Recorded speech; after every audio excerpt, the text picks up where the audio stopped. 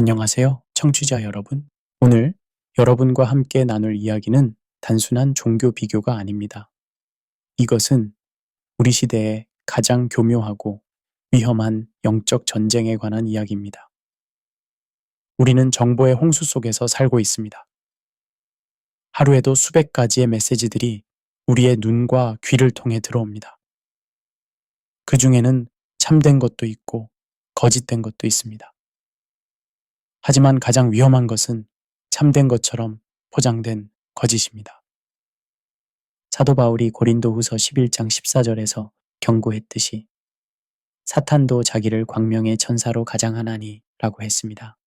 오늘날 우리는 이 말씀이 얼마나 현실적인 경고였는지 깨닫게 됩니다. 순백의 미소를 지으며 성경을 들고 다니는 선교사들, 건강과 가정의 가치를 강조하며 사랑과 봉사를 실천하는 종교 집단들이 있습니다. 하지만 그들의 복음은 성경의 복음과 근본적으로 다릅니다. 오늘 우리가 살펴볼 두 집단은 바로 몰몬교로 알려진 예수 그리스도 후기 성도, 교회와 안식교로 불리는 제7일 안식일 예수재림교입니다. 이들은 모두 기독교의 외형을 갖추고 있으며 심지어 예수님의 이름을 교회 이름에 넣어 사용하고 있습니다. 하지만 그들이 전하는 예수님은 성경의 예수님과 다른 분이며 그들이 선포하는 구원의 길은 성경이 제시하는 길과 전혀 다른 길입니다. 여기서 약간의 냉소적 관점을 덧붙이자면 현대사회는 관용이라는 이름으로 모든 종교적 차이를 단순히 다양성의 문제로 치부하려 합니다. 하지만 구원의 문제는 개인의 취향이나 문화적 다양성의 차원이 아닙니다.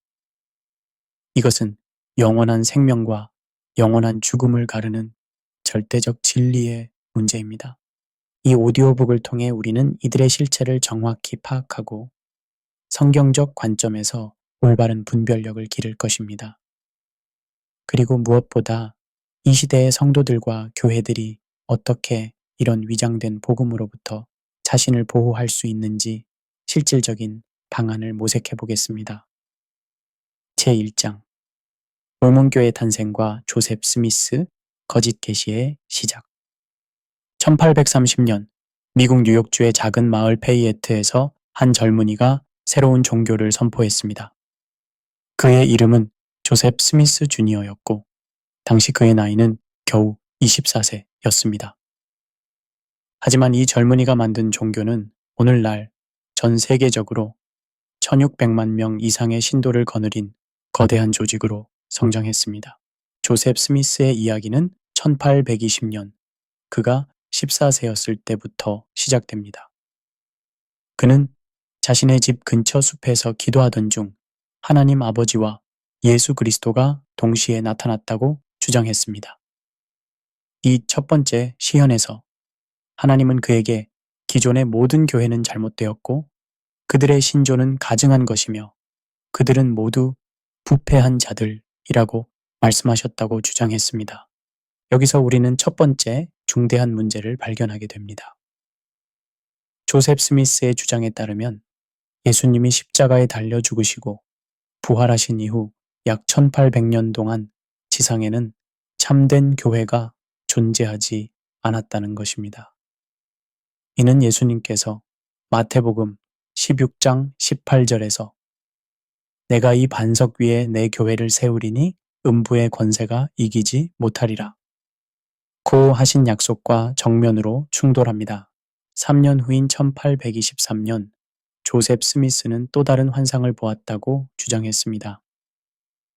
이번에는 모로나이라는 이름의 천사가 나타나 그에게 고대 아메리카 대륙에 살았던 민족의 기록이 담긴 금판의 위치를 알려주었다고 했습니다. 1827년 그는 이 금판을 발견했다고 주장하며 이를 번역한 것이 바로 몰몬경이라고 발표했습니다. 몰몬경은 기원전 600년경 예루살렘에서 출발한 리하이라는 사람의 가족이 아메리카 대륙으로 이주해 와서 세운 문명에 관한 이야기를 담고 있습니다.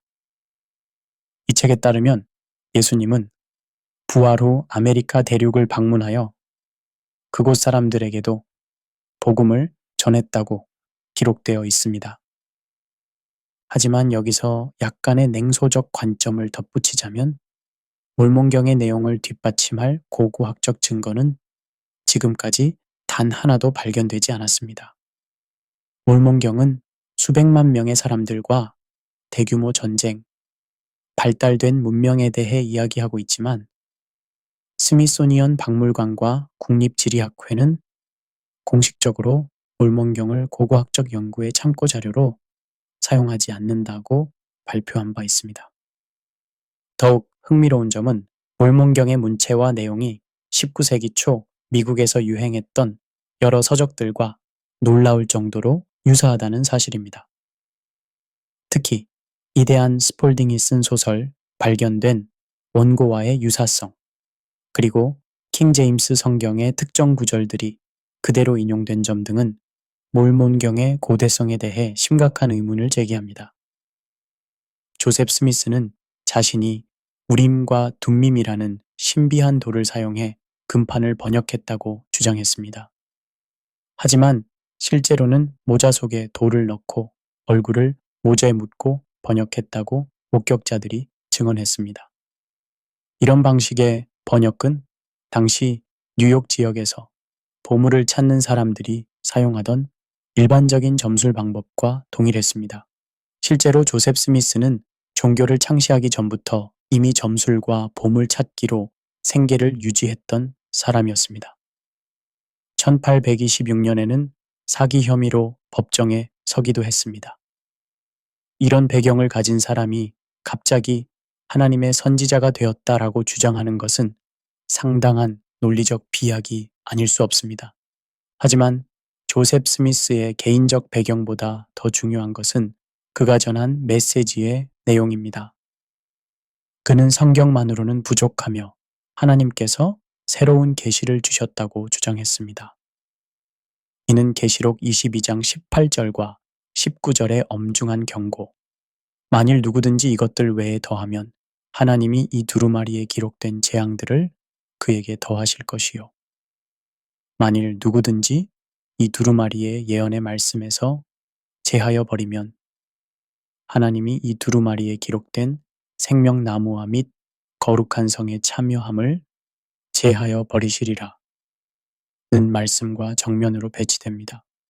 조셉 스미스의 계시는 시간이 흐르면서 점점 더 기괴하고 비성경적인 내용들로 발전해 갔습니다. 다처제를 정당화하고 자신을 신격화하며 심지어는 자신이 예수 그리스도보다 위대한 일을 했다고 주장하기에 이르렀습니다. 그는 1844년 일리노이주 카테이지 감옥에서 폭도들에 의해 살해당했지만 그가 뿌린 거짓 교리의 씨앗은 계속해서 자라나 오늘날까지 수많은 사람들을 미혹하고 있습니다. 제2장 성경과 동등하거나 우위에 둔 경전들, 권위의 전복. 몰몬교의 가장 근본적인 문제 중 하나는 성경의 권위를 훼손하고 그 위에 추가적인 경전들을 올려놓는다는 것입니다. 그들은 성경 외에 3가지 책을 더 표준 경전으로 받아들입니다. 첫째는 우리가 이미 살펴본 몰몬경입니다. 둘째는 교리와 성약으로, 이는 주로 조셉 스미스가 받았다고 주장하는 현대의 계시들을 모은 책입니다. 셋째는 값진 진주로 아브라함서와 모세서 등을 포함하고 있습니다. 몰몬교는 공식적으로는 성경도 하나님의 말씀이라고 인정합니다. 하지만 그들은 번역이 올바른 한이라는 단서를 붙입니다. 이 단서가 핵심입니다.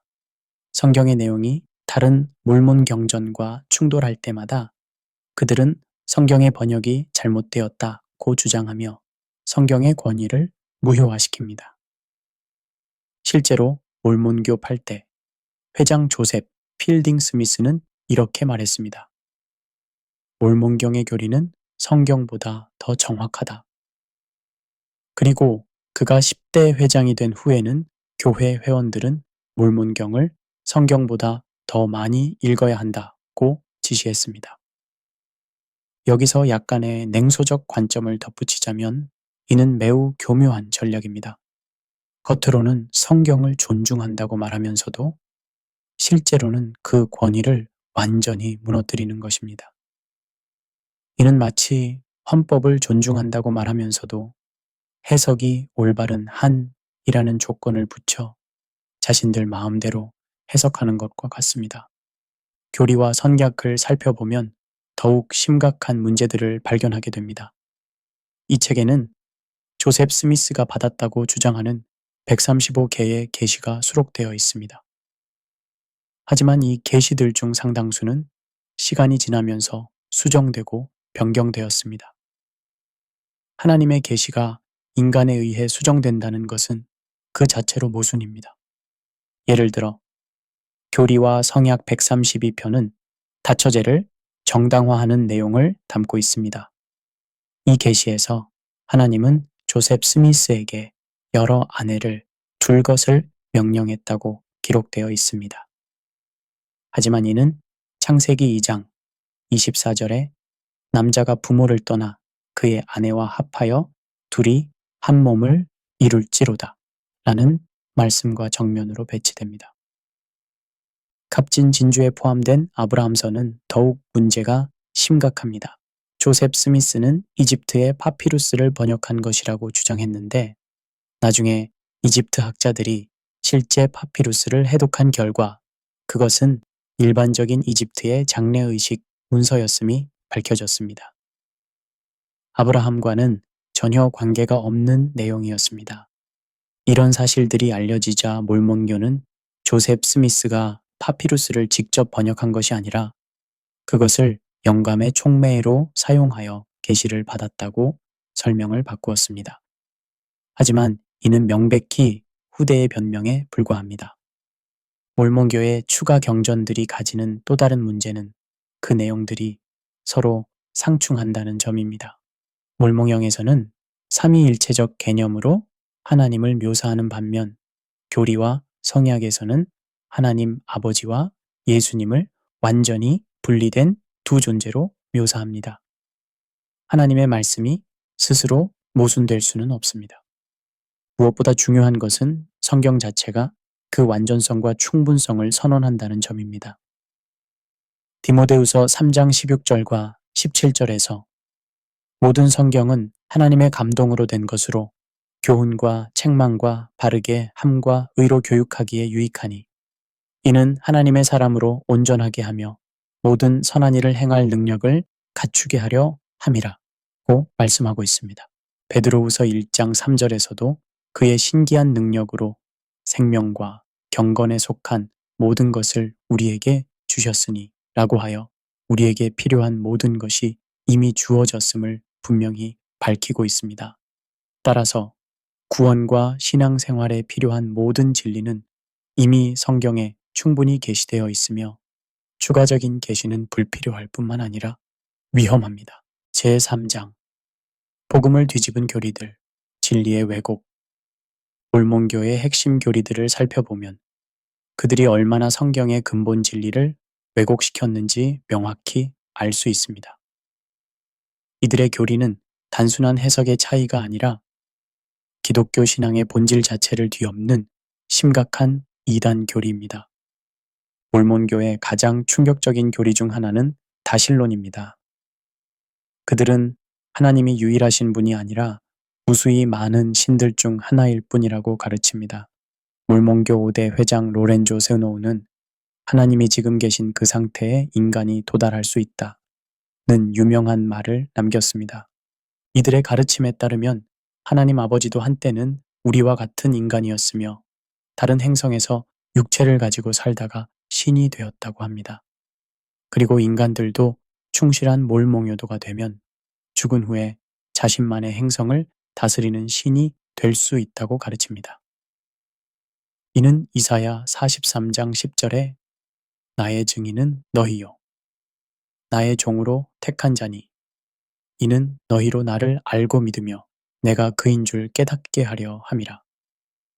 나의 전에 지음을 받은 신이 없었느니라. 나의 후에도 없으리라 는 말씀과 정면으로 배치됩니다. 신명기 6장 4절에 이스라엘아 들으라. 우리 하나님 여호와는 오직 유일한 여호와이시니 라는 쉐마의 선언은 유일신앙의 핵심입니다. 하지만 몰몬교는 이런 명확한 성경의 가르침을 정면으로 부정합니다. 몰몬교는 예수님과 사탄이 하나님 아버지의 영의 자녀들로서 형제의 관계라고 가르칩니다. 이들의 교리에 따르면 하나님 아버지가 천상회의에서 인류 구원 계획을 발표했을 때 예수님은 자신을 희생하겠다고 자원했고 사탄은 모든 인간을 강제로 구원하겠다고 제안했다고 합니다. 하나님이 예수님의 제안을 받아들이자 사탄이 반역했다는 것입니다. 이는 예수님의 신성을 완전히 부정하는 심각한 신성모독입니다. 요한복음 1장 1절에서 태초에 말씀이 계시니라. 이 말씀이 하나님과 함께 계셨으니 이 말씀은 곧 하나님이시니라고 선언하고 있습니다. 예수님은 피조물이 아니라 창조주이시며 사탄과는 근본적으로 다른 존재이십니다. 골로사에서 1장 16절에서는 만물이 그에게서 창조되되 하늘과 땅에서 보이는 것들과 보이지 않는 것들과 혹은 왕권들이나 주권들이나 정사들이나 권세들이나 만물이 다 그로 말미암고 그를 위하여 창조되었고 라고 하여 예수님이 만물의 창조주이심을 분명히 밝히고 있습니다. 몰몬교는 구원을 믿음과 행위의 결합으로 가르칩니다. 그들의 신앙 개조 3죄에서는 그리스도의 속죄를 통하여 온 인류는 복음의 법과 의식들에 순종함으로써 구원받을 수 있다고 명시하고 있습니다. 여기서 복음의 법과 의식들이란 몰몬교의 특별한 의식들을 의미합니다. 침례, 확인례, 신권서품, 엔다우먼트, 임봉 등의 의식을 받아야 구원받을 수 있다고 가르칩니다. 특히 최고 수준의 천국인 해의 왕국에 들어가려면 몰몬 성전에서 비밀의식을 받아야 한다고 주장합니다. 이는 에베소서 2장 8절과 9절에 너희는 그 은혜에 의하여 믿음으로 말미암아 구원을 받았으니 이것은 너희에게서 난 것이 아니요 하나님의 선물이라. 행위에서 난 것이 아니니 이는 누구든지 자랑하지 못하게 함이라. 는 말씀과 정면으로 충돌합니다. 로마서 3장 28절에서도 그러므로 사람이 의롭다 하심을 얻는 것은 율법의 행위에 있지 아니하고 믿음으로 되는 줄 우리가 인정하노라. 고 분명히 선언하고 있습니다. 몰몬교의 독특한 교리 중 하나는 죽은 자를 위한 대리 침례입니다. 그들은 살아있는 사람이 죽은 사람을 대신해서 침례를 받을 수 있다고 가르치며 이를 통해 죽은 자도 구원받을 수 있다고 주장합니다. 이 교리의 성경적 근거로 그들은 고린도전서 15장 29절을 인용합니다. 만일 죽은 자들이 도무지 다시 살아나지 못하면 죽은 자들을 위하여 침례를 받는 자들이 무엇을 하겠느냐? 어찌하여 그들을 위하여 침례를 받느냐? 하지만 이 구절을 문맥에서 살펴보면 바울이 부활의 확실성을 논증하는 과정에서 고린도 교회에 있었던 잘못된 관행을 언급한 것일 뿐 이를 승인하거나 권장한 것이 아님을 알 수 있습니다. 바울은 그들이라고 표현함으로써 자신이나 교회와는 거리를 두고 있습니다. 여기서 약간의 냉소적 관점을 덧붙이자면 몰몬교는 이런 모호한 성경 구절 하나를 근거로 거대한 교리 체계를 세우면서도 구원에 관한 명확하고 반복적인 성경의 가르침들은 무시합니다. 이는 자신들의 기존 교리에 맞게 성경을 끼워 맞추려는 전형적인 이단의 해석 방법입니다. 히브리서 9장 27절에서는 한번 죽는 것은 사람에게 정해진 것이요. 그 후에는 심판이 있으리니 라고 하여 죽음 이후에는 더 이상 구원의 기회가 없음을 분명히 밝히고 있습니다. 이처럼 몰몬교의 핵심 교리들은 모두 성경의 근본 진리를 정면으로 부정하는 내용들입니다. 이는 단순한 신학적 견해 차이가 아니라 다른 복음을 전하는 것입니다. 제4장 위장과 이미지 전략, 양의 탈을 쓴 일이. 현대 몰몬교의 가장 교묘한 전략 중 하나는 그들의 정교한 이미지 메이킹입니다. 그들은 단순히 교리를 전파하는 것이 아니라 먼저 자신들을 매력적이고 신뢰할 만한 집단으로 포장하는데 엄청난 노력을 기울입니다. 몰몬교의 가장 강력한 무기는 바로 선교사 시스템입니다. 매년 수만 명의 젊은 남녀가 1년 6개월에서 2년간 전 세계로 선교사로 파송됩니다. 이들은 모두 깔끔한 정장 차림에 단정한 헤어스타일을 하고 있으며 항상 밝은 미소를 지으며 정중한 태도를 보입니다. 하지만 여기서 주목해야 할 점은 이들의 선교 전략입니다. 이들은 처음에 교리를 직접적으로 이야기하지 않습니다. 대신 가정의 중요성, 행복한 가족, 영원한 가족 관계 등 누구나 공감할 수 있는 주제들로 접근합니다. 상대방의 감정적 필요를 먼저 파악하고 그에 맞는 메시지를 전달합니다. 이들은 또한 무료 봉사를 적극적으로 제공합니다. 집안일 돕기, 이사 도움, 정원 가꾸기 등을 통해 먼저 호감을 얻은 후 자연스럽게 종교적 대화로 이어갑니다. 이런 전략은 상당히 효과적입니다. 사람들은 자신에게 도움을 준 사람의 말을 더 쉽게 받아들이는 경향이 있기 때문입니다.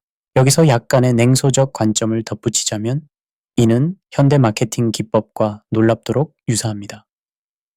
제품의 장점을 직접 어필하는 대신 먼저 브랜드 이미지를 구축하고 고객과의 관계를 만든 후 자연스럽게 제품을 소개하는 것입니다. 문제는 여기서 제품이 영혼의 구원에 관한 것이라는 점입니다. 몰몬교의 정식 명칭은 예수 그리스도 후기 성도 교회입니다. 2018년에는 회장 러셀 H. 넬슨이 몰몬교라는 별칭 사용을 공식적으로 금지하고 반드시 정식 명칭을 사용하라고 지시했습니다. 이는 매우 전략적인 결정입니다. 몰몬교라는 이름에는 조셉 스미스나 몰몬경과 같은 독특한 요소들이 연상되지만 예수 그리스도 후기 성도 교회라는 이름은 정통 기독교 교회처럼 들립니다.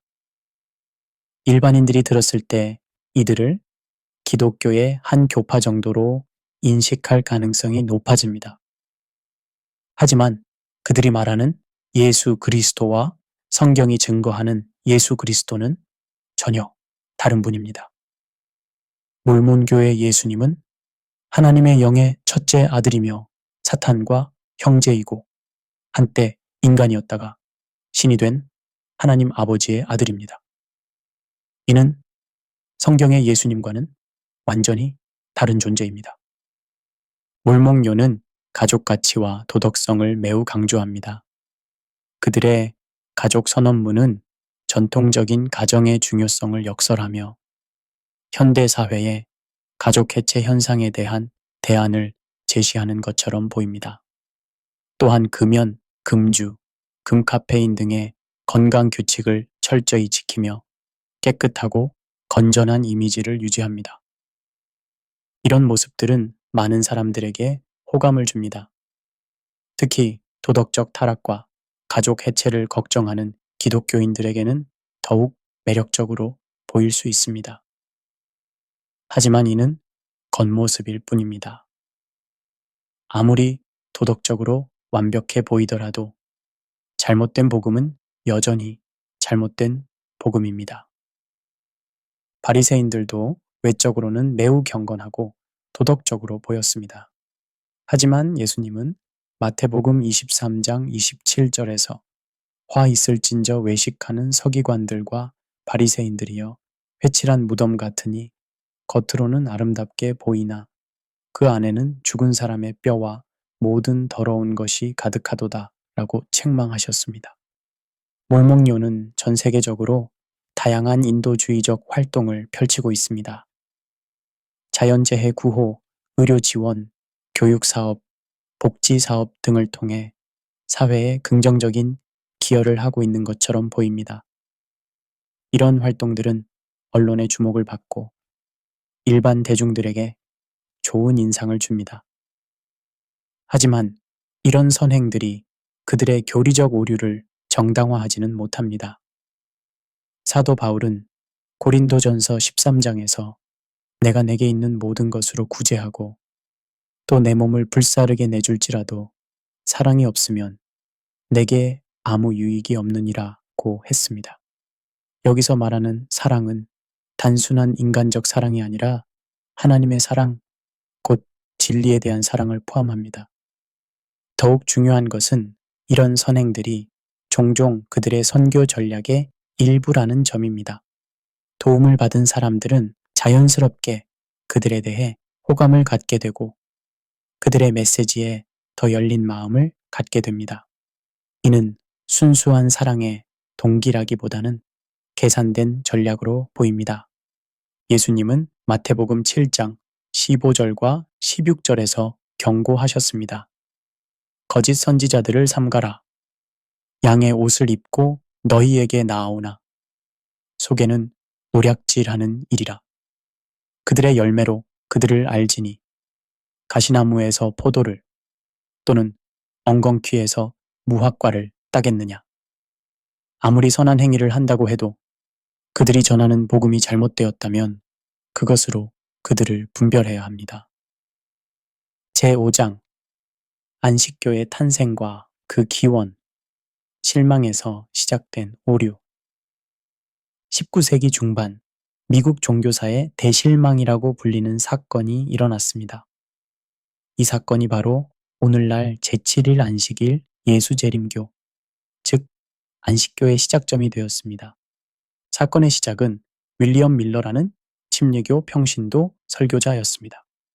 그는 다니엘서 8장 14절에 2300 주야까지니 그때에 성소가 정결하게 되리라 는 구절을 해석하여 예수님의 재림 날짜를 계산하려 했습니다. 밀러는 이 2300일을 2300년으로 해석하고 기원전 457년 아닥사스다 왕의 조서부터 계산하여 1843년, 나중에는 1844년 10월 22일을 예수님의 재림일로 확정했습니다. 이 예언은 수만 명의 사람들을 열광시켰습니다. 많은 사람들이 재산을 팔고 직장을 그만두고 흰옷을 입고 언덕에서 예수님을 기다렸습니다. 하지만 1844년 10월 22일이 지나도 예수님은 오시지 않았습니다. 이것이 바로 대실망입니다. 수만 명의 사람들이 깊은 절망과 신앙의 위기에 빠졌습니다. 대부분의 사람들은 자신들의 오류를 인정하고 정상적인 신앙생활로 돌아갔습니다. 하지만 일부 사람들은 다른 길을 택했습니다.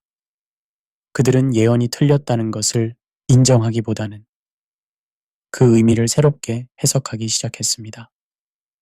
이들이 바로 안식교의 전신이 되는 그룹이었습니다. 대실망 사건 직후 하람 에드슨이라는 사람이 자신만의 독특한 해석을 제시했습니다.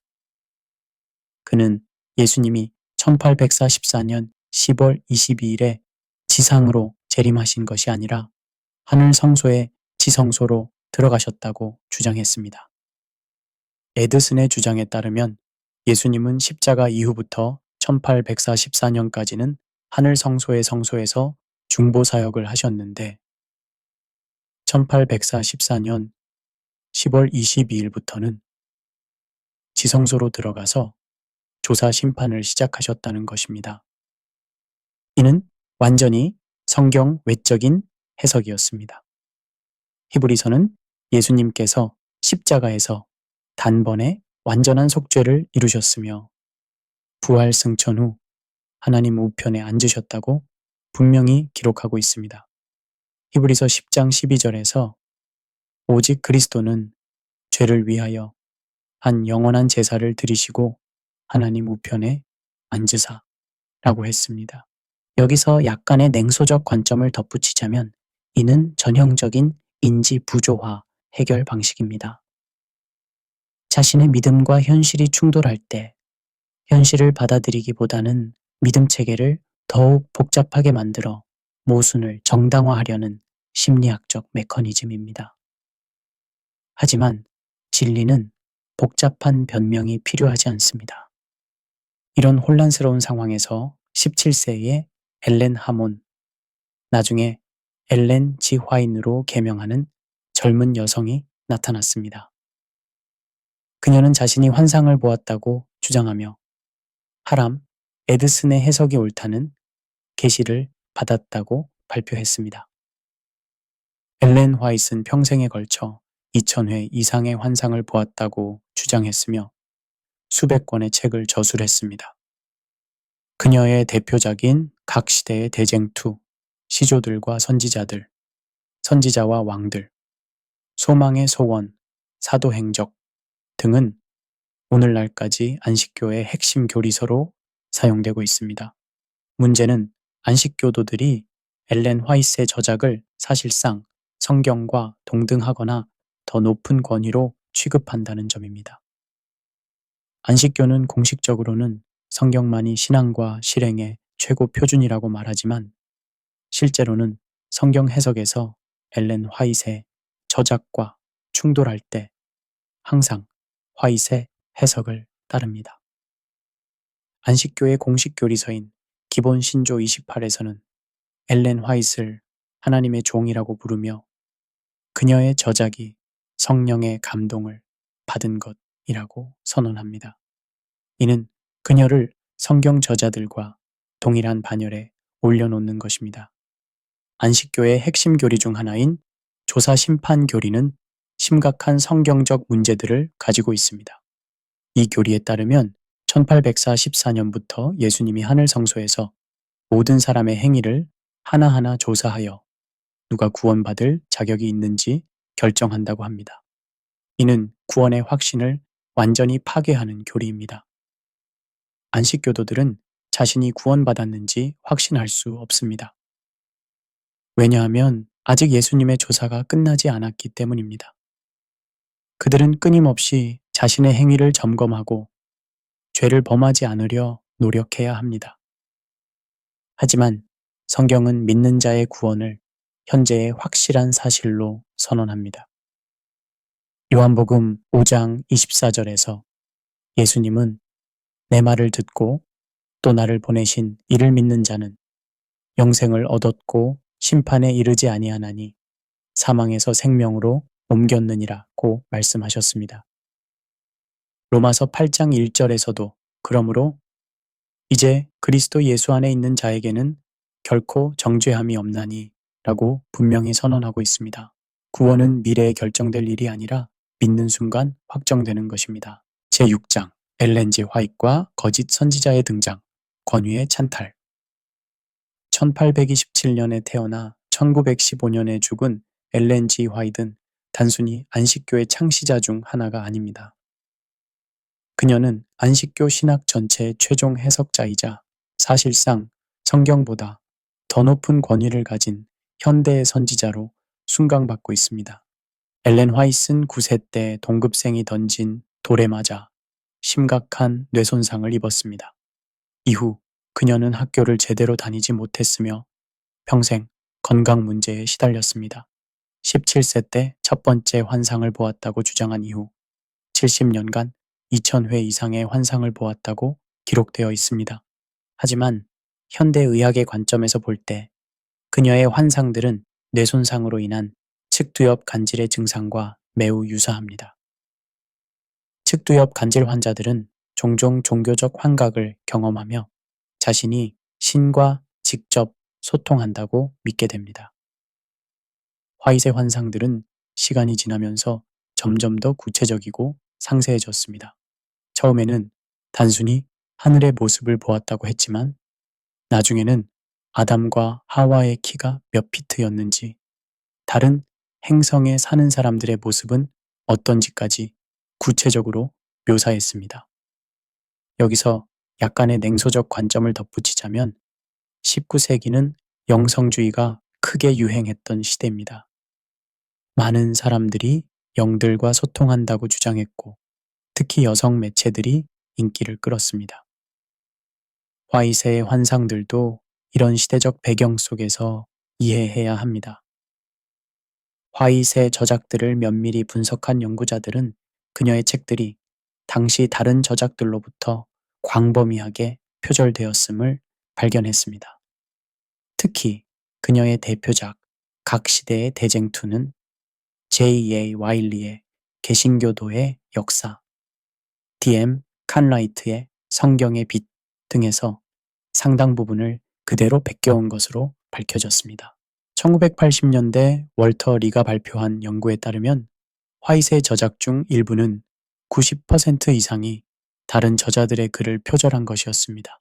심지어 그녀가 환상으로 받았다고 주장한 내용들조차 다른 책들에서 베껴온 것들이 많았습니다. 이런 사실들이 알려지자 안식교 지도부는 화이시 문학적 차용을 했다고 인정했습니다. 하지만 그들은 이것이 그녀의 선지자적 권위를 손상시키지 않는다고 주장했습니다. 과연 하나님의 선지자가 다른 사람의 글을 표절해야 할 이유가 있을까요? 신명기 18장 20절에서 하나님은 내가 그에게 명령하지 아니한 말을 제 마음대로 내 이름으로 말하는 선지자나 다른 신들의 이름으로 말하는 선지자는 그 선지자를 죽일지니라고 경고하셨습니다. 안식교에서 엘렌 화이트의 위상은 절대적입니다. 안식교의 공식 신조서인 기본 신조 28의 18조에서는 성경에 신뢰할 만한 해석자, 성경 연구의 안내자, 교회에 계속적인 권위 있는 지도력을 제공하는 자라고 그녀를 묘사합니다. 실제로 안식교 신학교에서는 성경 해석에서 화이트의 저작과 충돌하는 해석을 하면 이단으로 취급받습니다. 1970년대 데스몬드 포드라는 안식교 신학자가 조사심판 교리에 대해 성경적 관점에서 의문을 제기했을 때 그는 즉시 교단에서 축출당했습니다. 안식교도들은 성경을 읽을 때 항상 화이트의 해석을 함께 참고해야 합니다. 그들에게는 성경과 엘렌 화이트의 증언이라는 표현이 자연스럽게 사용됩니다. 이는 화이트를 성경 저자들과 동일한 수준의 권위자로 인정하는 것입니다. 진정한 선지자라면 그의 예언들이 100% 성취되어야 합니다. 신명기 18장 22절에서 만일 선지자가 여호와의 이름으로 말한 일에 증언도 없고 성취함도 없으면 이는 여호와께서 말씀하신 것이 아니요 그 선지자가 방자히 한 말이니 너는 그를 두려워하지 말지니라고 했습니다. 하지만 엘렌 화이트의 예언들 중 상당수는 성취되지 않았습니다. 그녀는 1856년에 일부 안식교도들이 살아서 예수님의 재림을 보게 될 것이라고 예언했지만 그 사람들은 모두 죽었습니다. 그녀는 또한 남북전쟁이 끝나지 않을 것이라고 예언했지만 전쟁은 끝났습니다. 1884년에는 자신이 생전에 번역 사역이 완성될 것이라고 예언했지만 그녀는 1915년에 번역을 완성하지 못한 채 죽었습니다.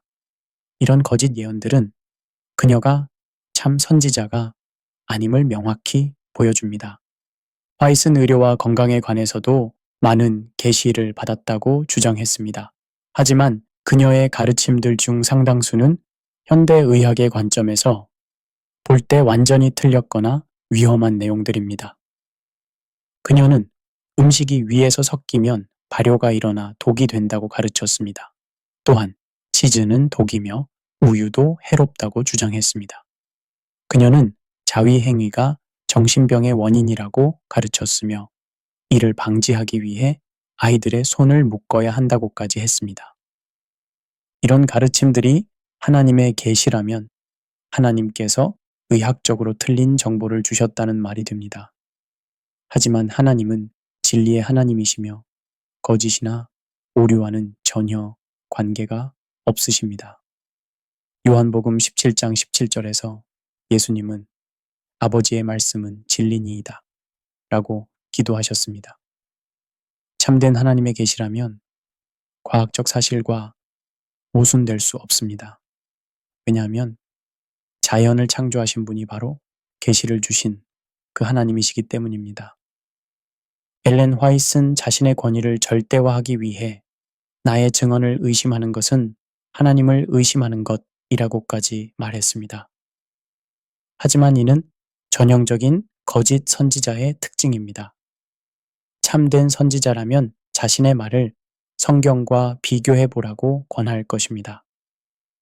제7장 복음의 본질을 훼손한 교리들, 구원의 길 왜곡. 안식교의 교리 체계를 살펴보면 그들이 어떻게 복음의 본질을 훼손하고 구원의 길을 왜곡시켰는지 명확히 알 수 있습니다. 겉으로는 성경적인 용어들을 사용하지만 그 내용은 성경의 가르침과 근본적으로 다릅니다. 앞서 언급했듯이 안식교의 핵심 교리는 1844년부터 시작된 조사 심판입니다. 이 교리에 따르면 예수님은 1844년 10월 22일부터 하늘 성소의 지성소에서 모든 사람의 기록을 하나하나 조사하여 누가 구원받을 자격이 있는지 결정한다고 합니다.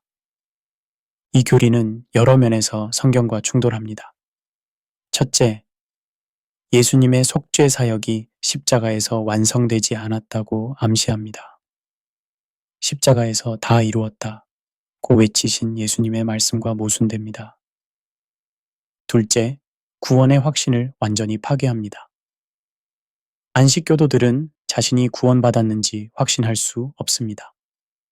아직 예수님의 조사가 끝나지 않았고 언제 자신의 이름이 생명책에서 지워질지 모르기 때문입니다. 셋째, 구원을 인간의 행위에 의존시킵니다. 조사 심판에서는 믿음뿐만 아니라 행위도 함께 평가된다고 가르칩니다. 이는 행위로 말미암음이 아니니 라는 성경의 분명한 가르침과 배치됩니다.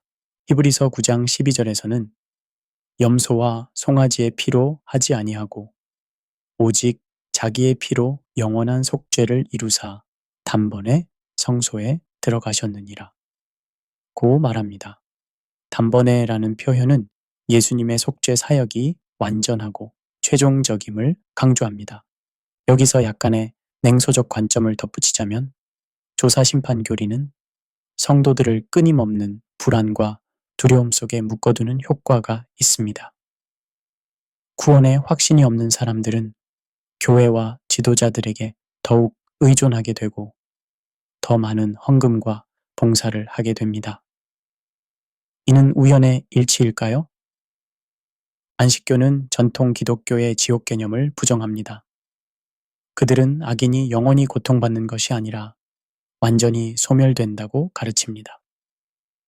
이를 영혼 멸절설 또는 조건부 불멸설이라고 합니다. 이 교리도 성경의 명확한 가르침과 배치됩니다. 예수님은 마태복음 25장 46절에서 그들은 영벌에, 의인들은 영생에 들어가리라고 말씀하셨습니다. 여기서 영벌과 영생은 같은 형용사로 수식됩니다. 영생이 영원하다면 영벌도 영원합니다. 계시록 20장 10절에서도 또 그들을 미혹하는 마귀가 불과 유황못에 던져지니 거기는 그 짐승과 거짓 선지자들도 있어 세세토록 밤낮 괴로움을 받으리라고 기록되어 있습니다. 안식교가 지옥의 영원성을 부정하는 이유는 하나님의 사랑과 공의를 인간적 관점에서 이해하기 때문입니다. 하지만 우리의 제한된 이해로 하나님의 공의를 판단할 수는 없습니다. 이사야 55장 8절과 9절에서 내 생각은 너희의 생각과 다르며 내 길은 너희의 길과 다름이니라고 하셨습니다. 안식교의 또 다른 심각한 문제는 구약의 율법, 특히 안식일을 절대화하는 것입니다. 그들은 토요일 안식일 준수를 구원의 필수 조건으로 가르칩니다. 안식교라는 이름 자체가 이를 보여줍니다. 엘렌 화이트는 안식일은 하나님의 백성의 표징이라고 가르쳤으며 마지막 때에 안식일을 지키는 자와 일요일을 지키는 자 사이에 대쟁투가 벌어질 것이라고 예언했습니다. 그들은 일요일 예배를 드리는 모든 기독교인들을 짐승의 표를 받은 자들로 규정합니다. 하지만 성경은 안식일이 그리스도 안에서 성취되었음을 분명히 가르칩니다. 골로사에서 2장 16절과 17절에서 그러므로 먹고 마시는 것과 절기나 초하루나 안식일을 이유로 누구든지 너희를 비판하지 못하게 하라.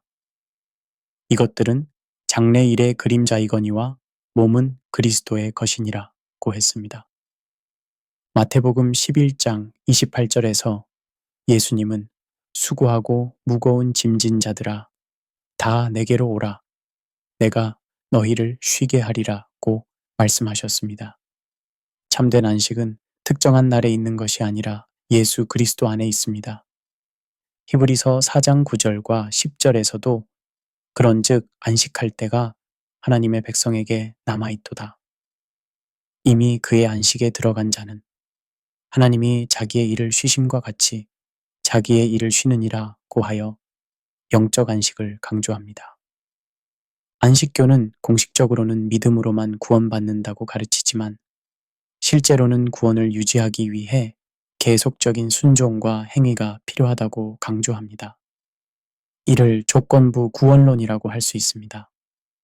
그들은 한번 구원받았다고 해서 영원히 구원이 보장되는 것이 아니라 죄를 범하면 구원을 잃을 수 있다고 가르칩니다. 특히 조사심판에서 부적합 판정을 받으면 생명책에서 이름이 지워진다고 합니다. 하지만 요한복음 10장 28절과 29절에서 예수님은 내가 그들에게 영생을 주노니 영원히 멸망하지 아니할 것이요 또 그들을 내 손에서 빼앗을 자가 없느니라.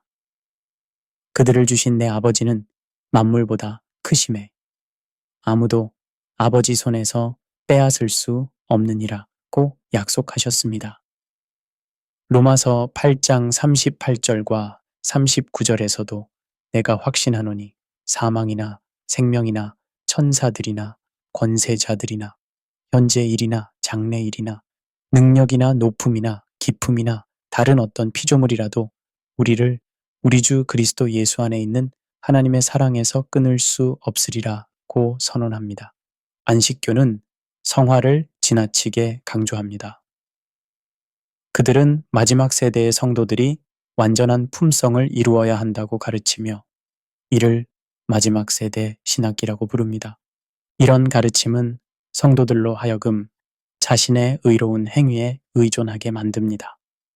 그들은 끊임없이 자신의 죄와 부족함을 의식하며 더 완벽해지려고 노력합니다.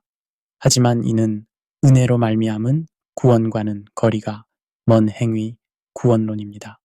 로마서 7장에서 사도 바울조차 내가 원하는 바 선은 행하지 아니하고 도리어 원하지 아니하는 바 악을 행하는도다 라고 로마서 7장 19절에서 고백했습니다. 완전한 성화는 이 땅에서 이루어질 수 없으며 오직 주님께서 재림하실 때 완성될 것입니다. 빌립보서 1장 6절에서 너희 안에서 착한 일을 시작하신 이가 그리스도 예수의 날까지 이루실 줄을 우리는 확신하노라고 했습니다. 성화는 하나님의 사역이지 인간의 노력으로 이루는 것이 아닙니다.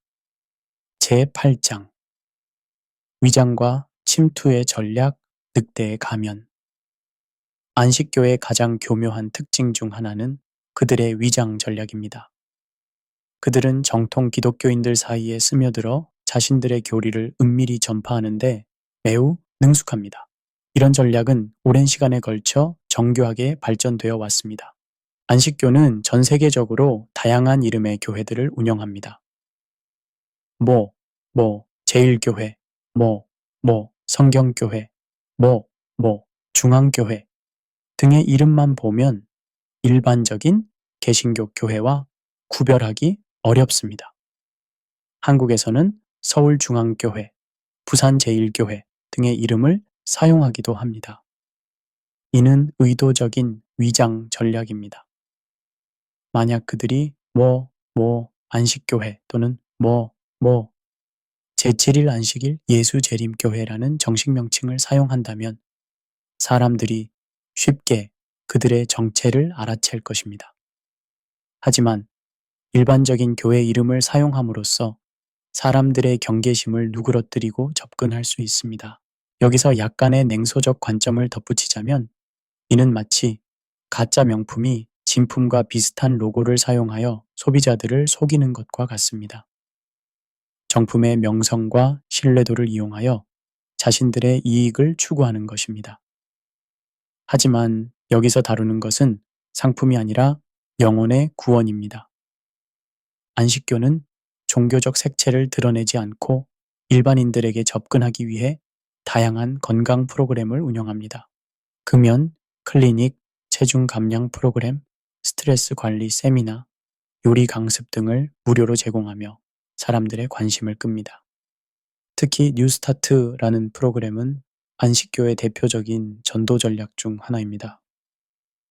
이는 누트리션, 영양, 엑서사이즈, 운동, 워터, 물, 선샤인, 햇볕, 템퍼런스, 절제, 에어, 공기, 레스트, 휴식, 트러스트, 신뢰의 첫 글자를 딴 것으로 건전한 생활 습관을 가르치는 프로그램입니다.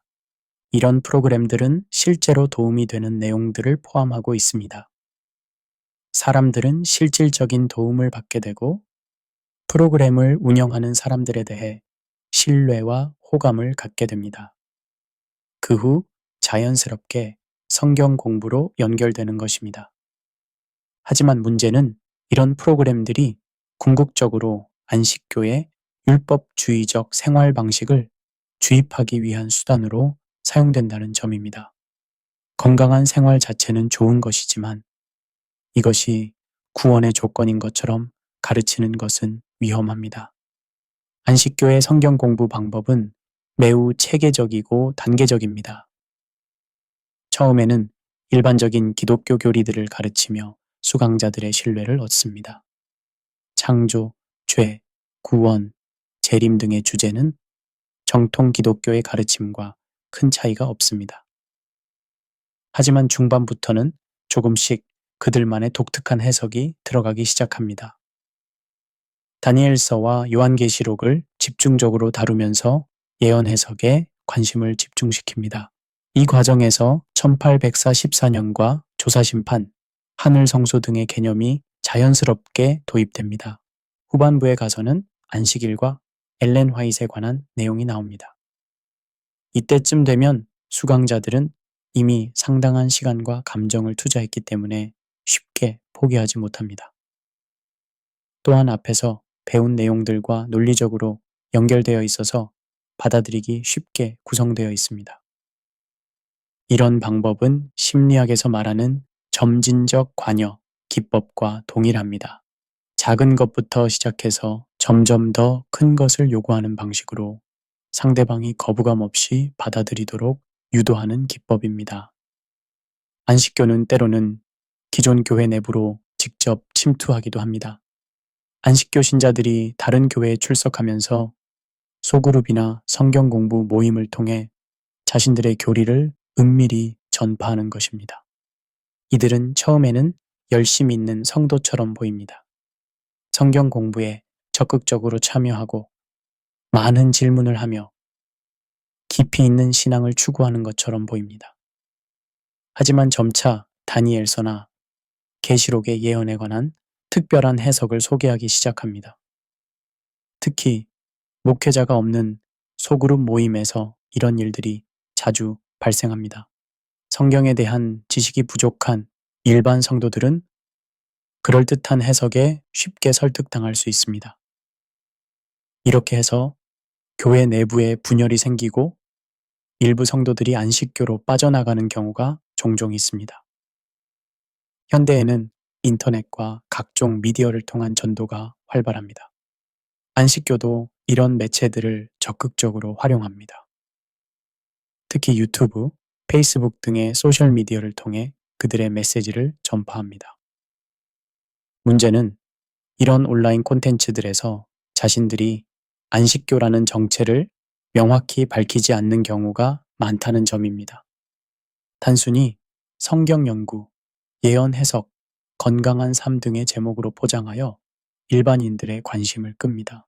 또한 전문적이고 세련된 영상 제작 기법을 사용하여 신뢰감을 높입니다.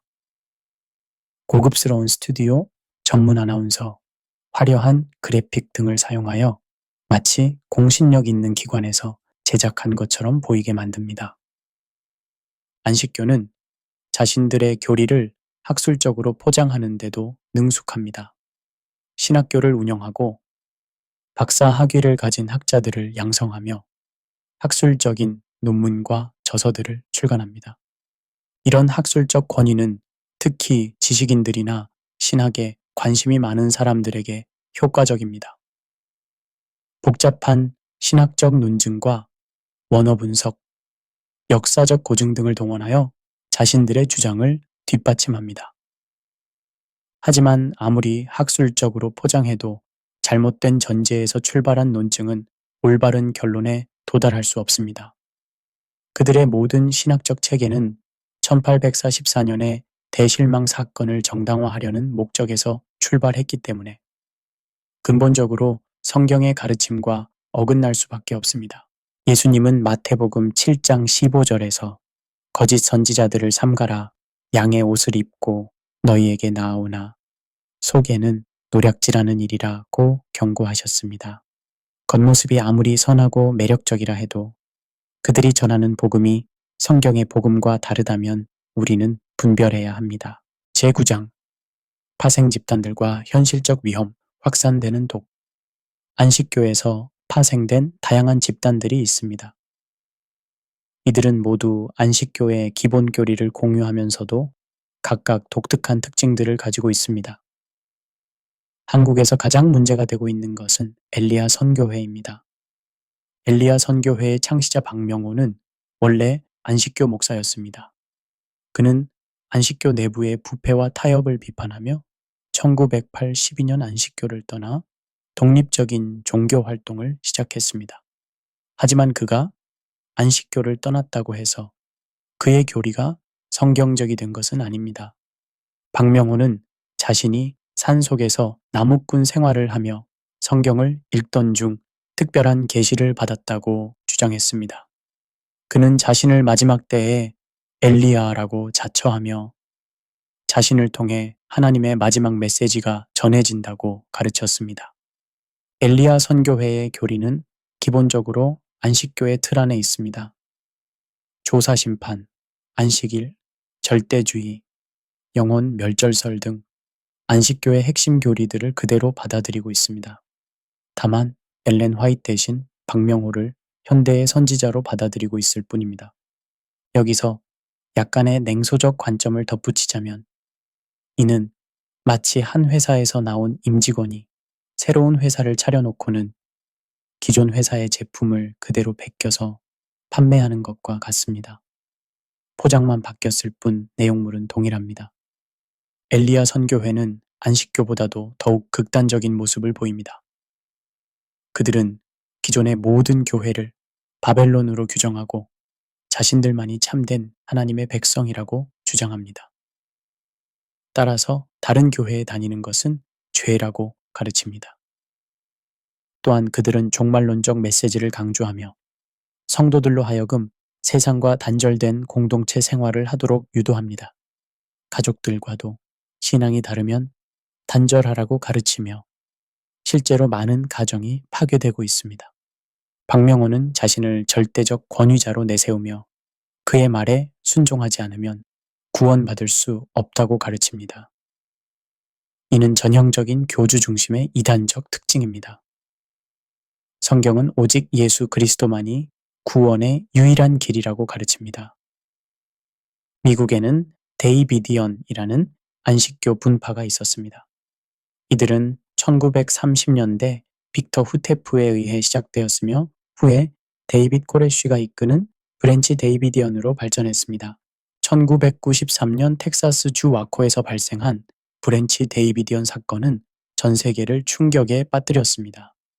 데이빗 코레쉬와 그의 추종자들이 연방수사관들과 50일간 대치한 끝에 화재로 인해 76명이 사망한 비극적 사건이었습니다. 이 사건은 안식교에서 파생된 극단적 집단이 얼마나 위험할 수 있는지를 보여주는 대표적인 사례입니다. 물론 모든 안식교 집단이 이렇게 극단적인 것은 아니지만 그들의 교리체계가 가진 내재적 문제점들이 극단적인 상황에서 어떤 결과를 낳을 수 있는지를 보여줍니다. 오늘날 한국 교회는 안식교와 그 파생 집단들로부터 지속적인 공격을 받고 있습니다. 특히 젊은 세대들이 인터넷을 통해 이들의 메시지에 노출되는 경우가 많습니다. 안식교는 기존 교회의 문제점들을 날카롭게 지적하며 접근합니다. 물질주의, 세속화, 목회자의 도덕적 타락 등의 문제들을 거론하며 자신들만이 순수한 신앙을 가지고 있다고 주장합니다. 실제로 한국 교회가 가지고 있는 여러 문제점들은 부인할 수 없는 현실입니다. 하지만 기존 교회에 문제점이 있다고 해서 잘못된 교리를 받아들일 이유는 없습니다. 문제가 있는 교회는 성경 말씀으로 개혁되어야 하지 다른 복음으로 대체되어서는 안 됩니다. 안식교 계열 집단들이 가져오는 가장 심각한 피해 중 하나는 가정과 교회 공동체의 파괴입니다. 이들은 가족 중 일부가 자신들의 교리를 받아들이지 않으면 그들과 단절하라고 가르칩니다. 특히 엘리야 선교회의 경우 가족 간에도 신앙이 다르면 함께 식사하는 것조차 금지합니다. 부모가 엘리야 선교회에 빠지면 자녀들과 단절하고 자녀가 빠지면 부모와 단절하는 일들이 빈번하게 일어나고 있습니다. 교회 공동체에서도 마찬가지입니다. 이들의 교리에 빠진 성도들은 기존 교회를 바벨론으로 규정하고 떠나갑니다. 그 과정에서 교회 내에 분열과 상처가 생깁니다.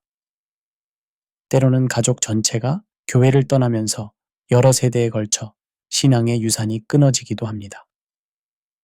이런 현상은 예수님께서 마태복음 10장 34절부터 36절에서 말씀하신 검을 주러 왔노라는 말씀과는 전혀 다른 차원의 문제입니다. 예수님의 말씀은 복음으로 인한 자연스러운 분리를 말씀하신 것이지 인위적이고 강제적인 가족 해체를 의미하시는 것이 아닙니다. 이들 집단의 또 다른 문제점은 경제적 착취입니다. 안식교는 11조뿐만 아니라 각종 헌금을 강조합니다. 선교 헌금, 건축 헌금, 교육 헌금 등의 명목으로 성도들에게 지속적인 경제적 부담을 지웁니다. 엘리야 선교회는 더욱 극단적입니다. 그들은 성도들에게 모든 재산을 바치라고 요구하기도 합니다. 하나님께 모든 것을 드리는 것이라는 명목으로 집과 땅을 팔아서 교회에 바치도록 압박합니다. 이런 경제적 착취는 성도들을 더욱 교회에 의존하게 만듭니다. 재산을 다 바친 사람들은 교회를 떠날 수 없게 됩니다. 설령 교리에 의문이 생겨도 경제적인 이유로 인해 빠져나올 수 없는 상황에 놓이게 됩니다. 성경에서 말하는 헌금은 자발적이고 기쁜 마음으로 드리는 것입니다. 고린도후서 9장 7절에서 각각 그 마음에 정한 대로 할 것이요 인색함으로나 억지로 하지 말지니 하나님은 즐겨내는 자를 사랑하시느니라고 했습니다. 제10장 올바른 해결책과 대응 방안, 진리의 방패. 이제 우리는 이런 거짓 교리들로부터 어떻게 자신과 가족, 그리고 교회를 보호할 수 있는지 실질적인 방안들을 살펴보겠습니다. 단순히 문제점을 지적하는 것에서 그치지 않고 건설적이고 성경적인 해결책을 제시하는 것이 중요합니다. 가장 근본적인 해결책은 성도들의 성경적 분별력을 기르는 것입니다. 사도 바울은 디모데에게 너는 진리의 말씀을 옳게 분별하며 라고 권면했습니다.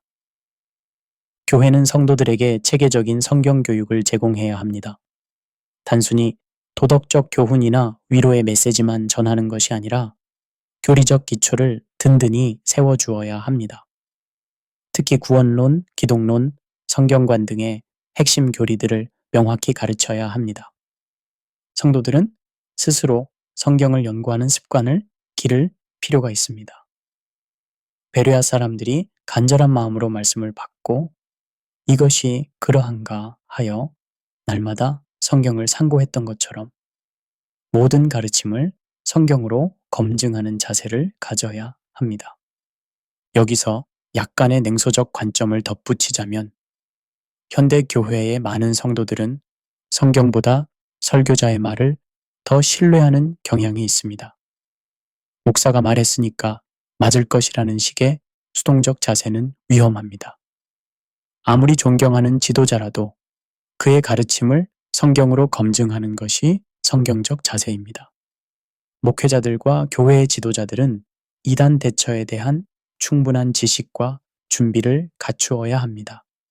단순히 저들은 이단이니까 상대하지 말라는 식의 소극적 대응으로는 부족합니다. 목회자들은 몰몬교와 안식교의 교리를 정확히 파악하고 성경적 관점에서 그 문제점들을 명확히 제시할 수 있어야 합니다. 또한 이들이 사용하는 전도 기법들을 알고 있어야 성도들에게 적절한 경고를 줄 수 있습니다. 신학교에서도 이단학에 대한 교육을 강화해야 합니다. 현재 많은 신학교에서 이단학은 선택 과목이거나 아예 개설되지 않는 경우가 많습니다. 하지만 목회 현장에서 이단 문제는 피할 수 없는 현실입니다. 교단 차원에서도 이단 대처를 위한 전문기구를 운영하고 관련 자료들을 지속적으로 업데이트해야 합니다. 이단들의 교리와 활동 방식은 시대에 따라 변화하기 때문에 대응 방식도 함께 발전해야 합니다. 교회뿐만 아니라 가정에서의 신앙 교육도 매우 중요합니다. 신명기 6장 6절과 7절에서 오늘 내가 내게 명하는 이 말씀을 너는 마음에 새기고 나의 자녀에게 부지런히 가르치며 집에 앉았을 때에든지 길을 갈 때에든지 누워있을 때에든지 일어날 때에든지 이 말씀을 강론할 것이며 라고 했습니다. 부모들은 자녀들에게 단순히 교회에 출석하는 것만 가르칠 것이 아니라 왜 우리가 기독교를 믿는지, 다른 종교들과 무엇이 다른지를 명확히 가르쳐야 합니다. 특히 청소년기에는 의문과 질문이 많아지는데 이때 적절한 답변을 주지 못하면 이단들의 그럴듯한 설명에 빠질 위험이 있습니다. 가정 예배와 성경 공부를 통해 자녀들이 자연스럽게 성경에 익숙해지도록 해야 합니다. 성경 말씀이 마음에 새겨진 사람은 거짓 교리에 쉽게 속지 않습니다. 이미 이단에 빠진 사람들을 위한 상담과 회복 사역도 중요합니다. 이들을 단순히 정죄하거나 배척하는 것이 아니라 사랑으로 진리로 인도해야 합니다. 이단 상담은 전문적인 지식과 기법이 필요한 영역입니다. 단순한 성경 공부나 설득만으로는 한계가 있습니다. 이들이 가지고 있는 심리적, 정서적 문제들까지 함께 다루어야 합니다. 특히 이단에서 나온 사람들은 깊은 상처와 혼란을 경험합니다.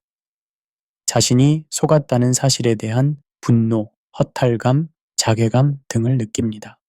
또한 가족이나 친구들과의 관계가 파괴된 경우가 많아 사회 복귀도 쉽지 않습니다.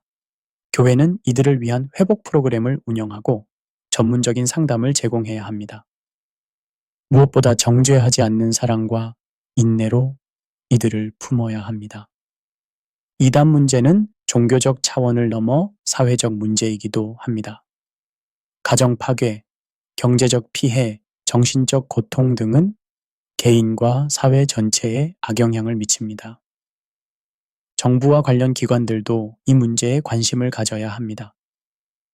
특히 미성년자들을 대상으로 한 포교 활동이나 강제적인 헌금 요구, 가족 해체 등의 반사회적 행위에 대해서는 적절한 제재가 필요합니다. 언론도 중요한 역할을 할 수 있습니다. 이단들의 실상을 정확히 보도하고 피해자들의 증언을 통해 사회적 경각심을 높여야 합니다. 다만 객관적이고 균형 잡힌 시각으로 접근해야 하며 종교의 자유를 침해하지 않는 선에서 이루어져야 합니다. 개별 성도들이 할 수 있는 실천 방안들도 있습니다. 먼저 자신의 신앙을 점검해 보는 것입니다. 나는 왜 기독교를 믿는가? 구원에 대한 확신이 있는가? 성경의 권위를 인정하는가? 이런 기본적인 질문들에 명확한 답을 가지고 있어야 합니다. 둘째, 지속적인 성경 공부입니다. 개인 큐티뿐만 아니라 체계적인 성경 공부에 참여하고 좋은 신학 서적들을 읽어야 합니다. 특히 조직신학이나 변증학 관련 서적들은 신앙의 기초를 든든히 하는데 도움이 됩니다. 셋째, 분별력을 기르는 것입니다. 새로운 종교적 메시지를 접할 때마다 성경과 비교해보는 습관을 기르고 의심스러운 것은 신뢰할 만한 목회자나 신학자에게 문의하는 것이 좋습니다. 치료보다 예방이 더 중요합니다. 이미 이단에 빠진 후에 구출하는 것보다 처음부터 빠지지 않도록 예방하는 것이 더 효과적입니다. 교회에서는 정기적으로 이단 예방 교육을 실시해야 합니다. 특히 새신자들과 청소년들을 대상으로 한 교육이 중요합니다. 이들은 상대적으로 신앙의 기초가 약하고 호기심이 많아서 이단들의 표적이 되기 쉽습니다. 인터넷과 소셜미디어를 통한 정보 제공도 필요합니다. 젊은 세대들은 주로 온라인을 통해 정보를 얻기 때문에 온라인상에서 올바른 정보를 제공하는 것이 중요합니다. 마지막으로 강조하고 싶은 것은 사랑과 진리의 균형입니다. 이단을 대할 때 우리는 진리에 대한 확고한 신념을 가져야 하지만 동시에 그들을 향한 사랑도 잃지 않아야 합니다.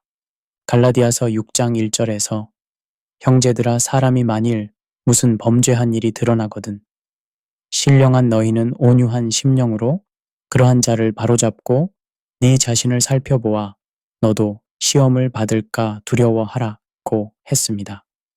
우리는 교만하지 않는 겸손한 자세로 그러나 진리에 대해서는 타협하지 않는 확고한 태도로 이 문제에 접근해야 합니다.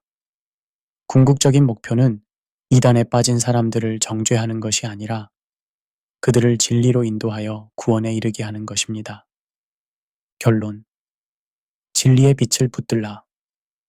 오늘 우리는 몰몬교와 안식교, 그리고 그들에서 파생된 여러 집단들의 실체를 살펴보았습니다.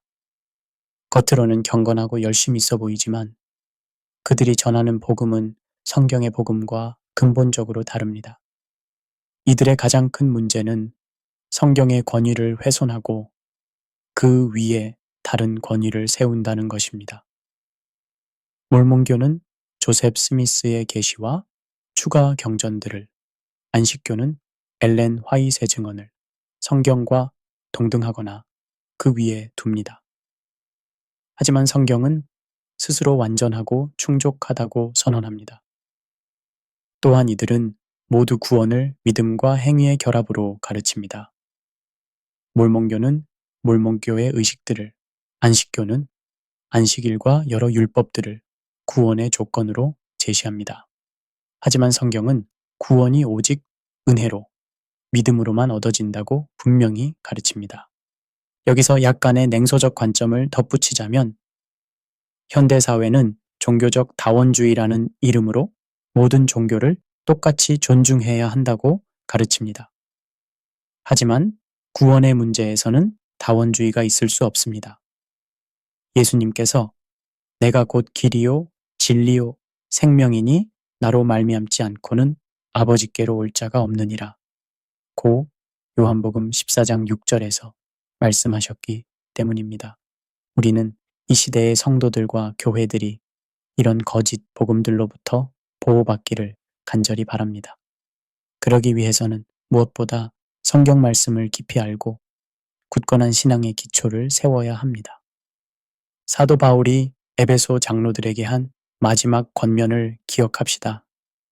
이제 내가 너희를 하나님과 및 그 은혜의 말씀에 부탁하노니 그 말씀이 너희를 능히 든든히 세우사 거룩하게 하심을 입은 모든 자 가운데 기업이 있게 하시리라. 사도행전 20장 32절. 하나님의 말씀만이 우리를 든든히 쓸 수 있습니다. 인간의 계시나 추가적인 경전이 아니라 오직 성경 말씀만이 우리 신앙의 유일무이한 기준입니다. 마지막으로 베드로전서 3장 15절 말씀으로 마무리하겠습니다. 너희 마음에 그리스도를 주로 삼아 거룩하게 하고 너희 속에 있는 소망에 관한 이유를 묻는 자에게는 대답할 것을 항상 준비하되 온유와 두려움으로 하고 우리는 우리의 믿음에 대해 언제나 대답할 준비가 되어 있어야 합니다. 하지만 그것을 온유와 두려움으로 해야 합니다. 진리를 수호하되 교만하지 않고 확신을 가지되 사랑을 잃지 않는 성도들이 되시기를 간절히 바랍니다. 이 시대의 거짓 선지자들과 가짜 복음들이 아무리 그럴듯한 모습으로 나타난다 해도 우리에게는 변하지 않는 진리이신 예수 그리스도와 그분의 말씀이 있습니다. 이 진리의 빛을 굳게 붙들고 다음 세대에게도 온전히 전수하는 신실한 청지기들이 되시기를 주님의 이름으로 축원합니다. 감사합니다.